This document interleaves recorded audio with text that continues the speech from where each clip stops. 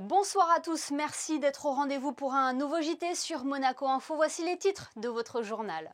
À 24 heures du e-prix de Monaco, quelle est l'ambiance dans les stands? Notre journaliste Frédéric Elion s'est baladé au cœur du circuit, reportage à suivre.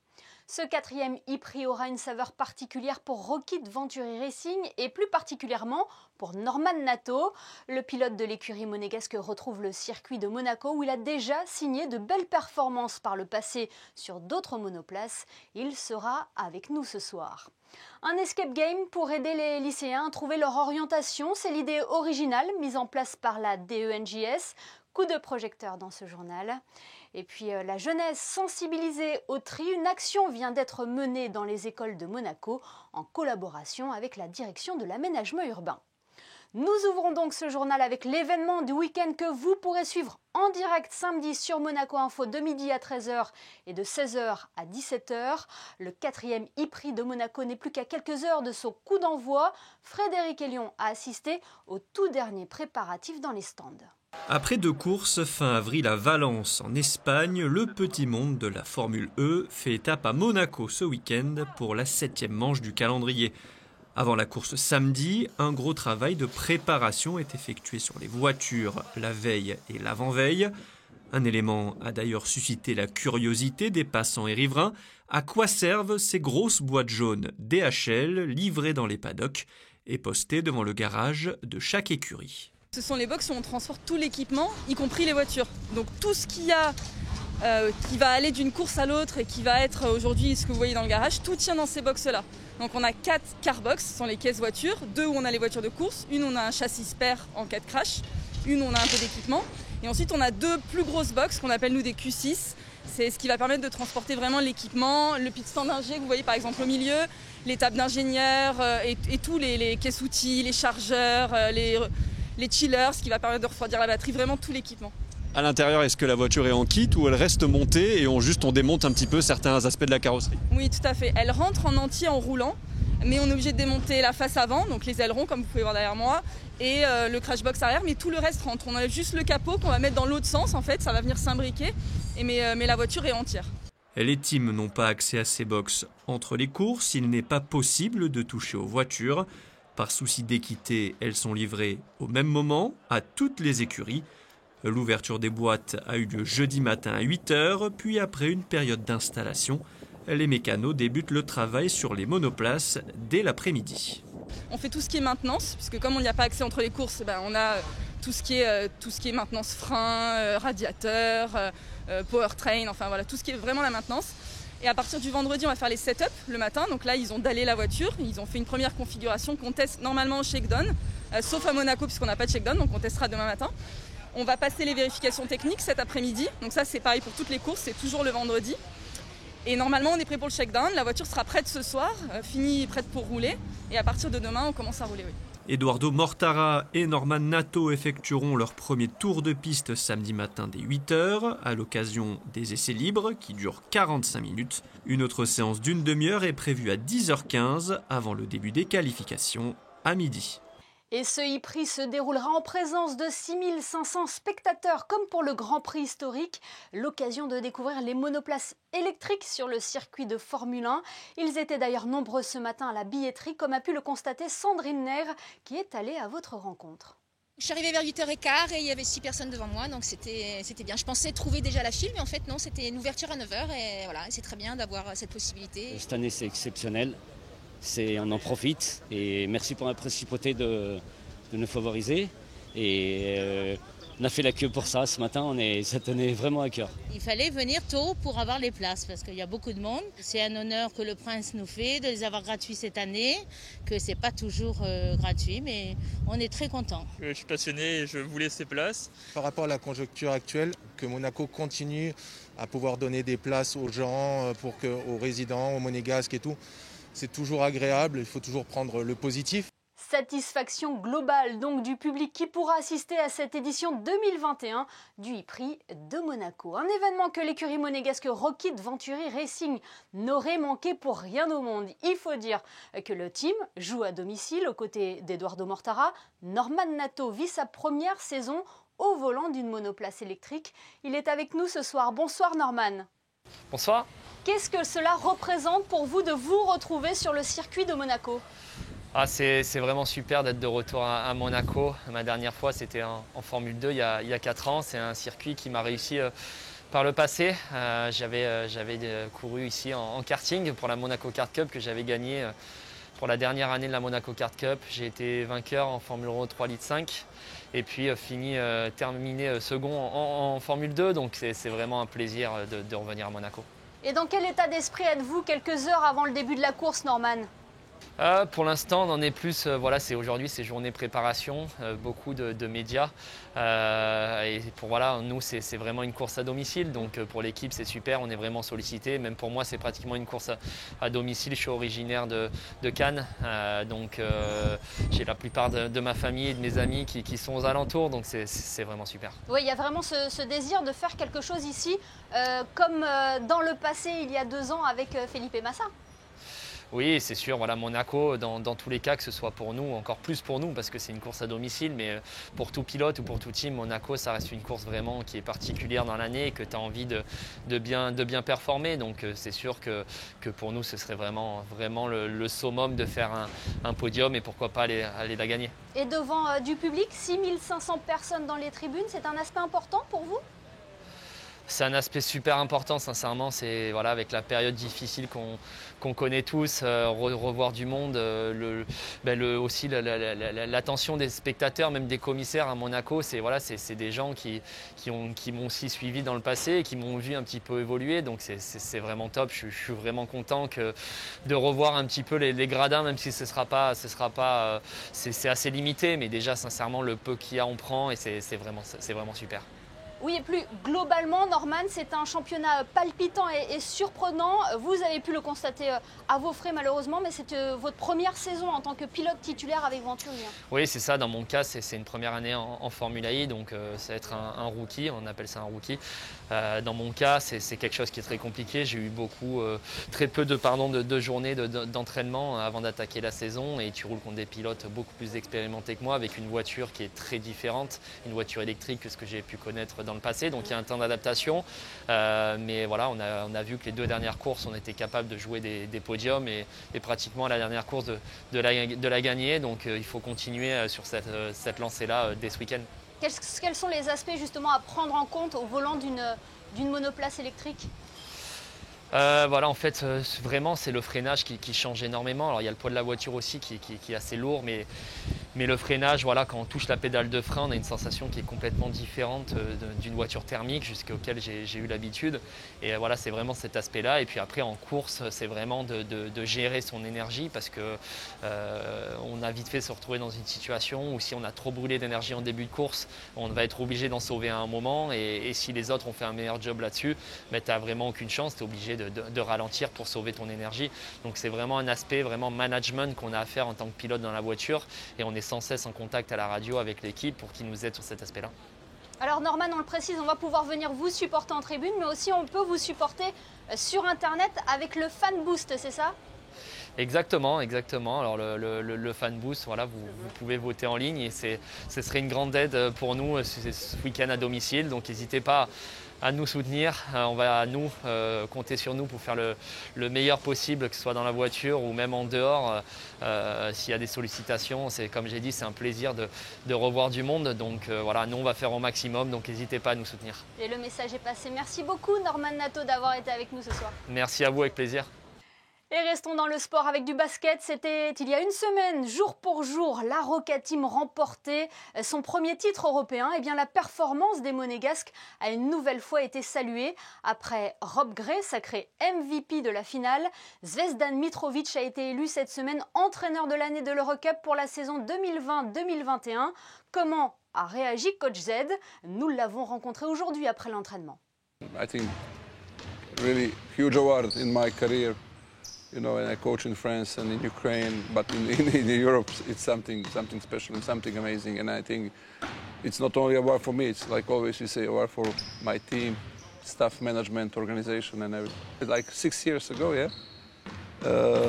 When you remember how we start, like you say, sitting behind the bench, empty gym, like 200-300 people watching the all, like family and friends, and now on the winning the Euro Cup, go to the Euro League, and all this is really something amazing. Yeah?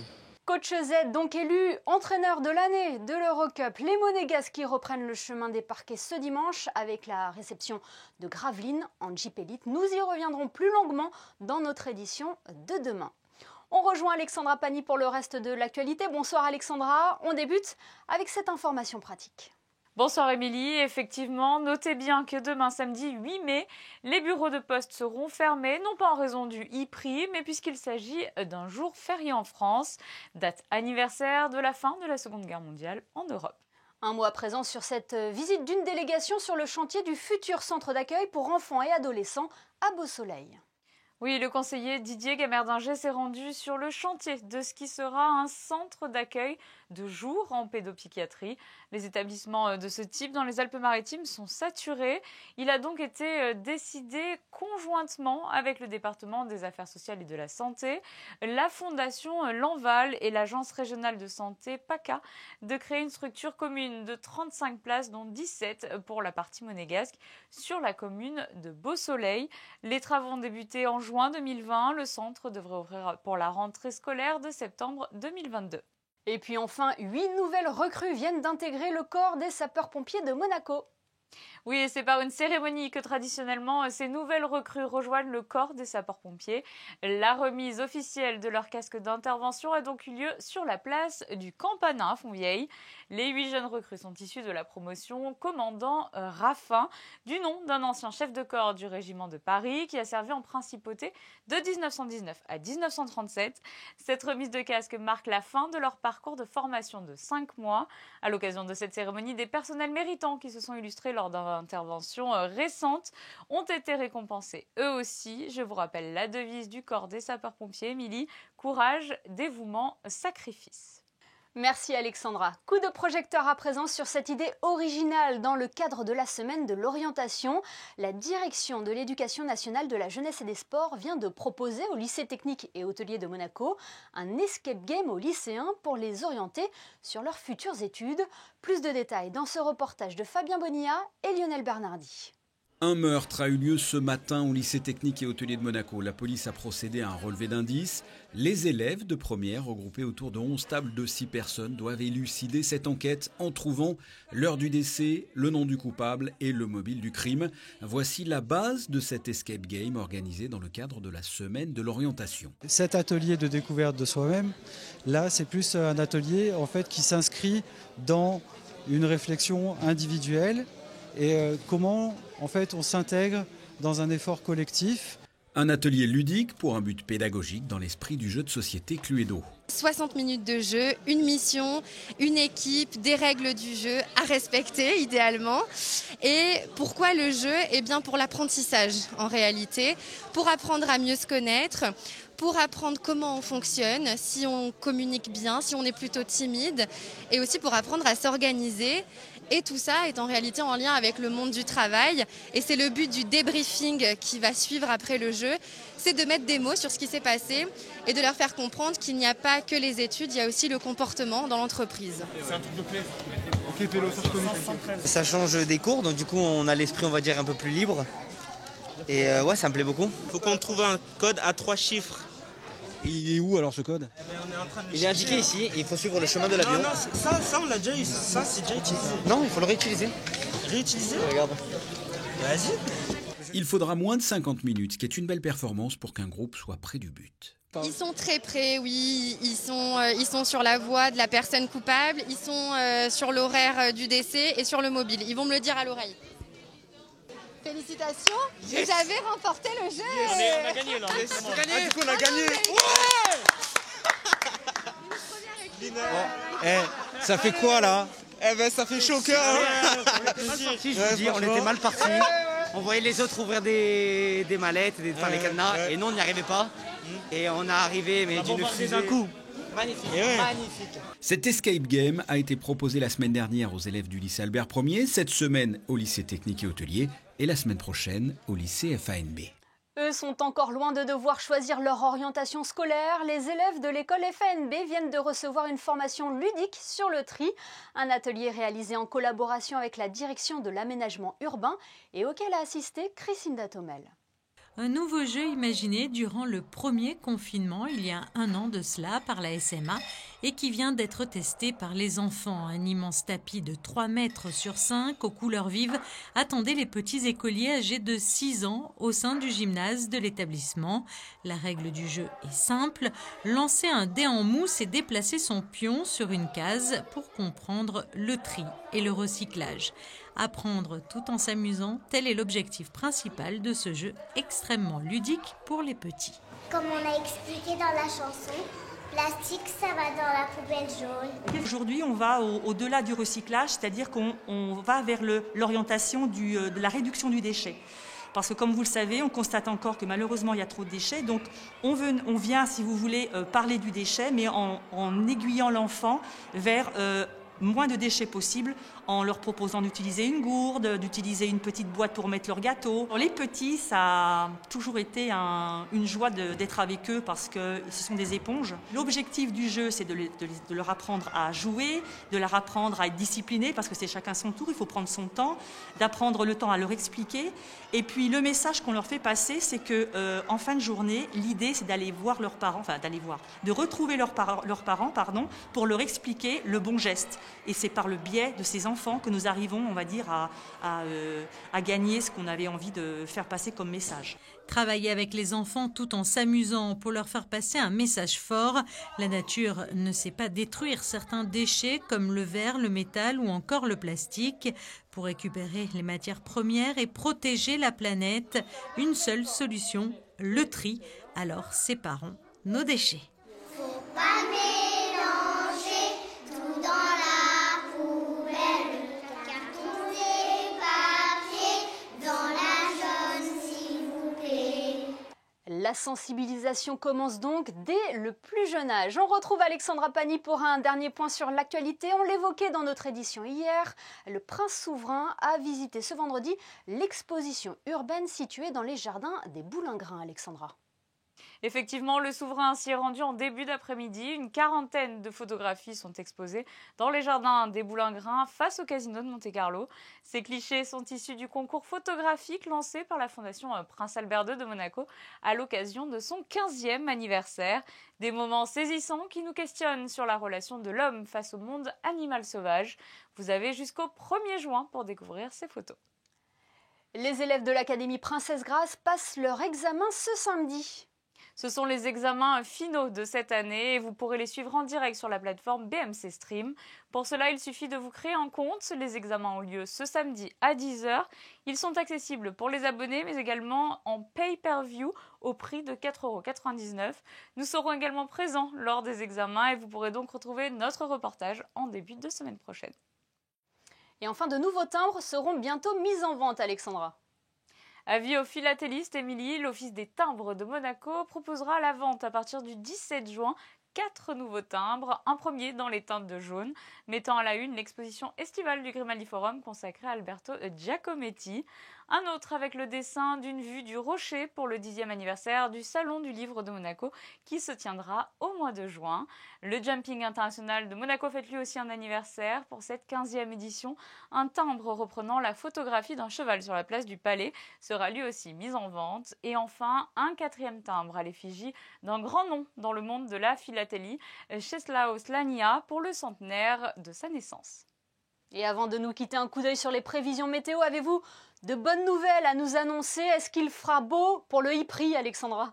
Oui, Émilie, nous aurons une belle journée ensoleillée samedi. Les températures seront plus fraîches que vendredi, mais tout de même agréables avec 19 degrés d'annoncé. Le soleil se lèvera à 6h11 et se couchera à 20h41.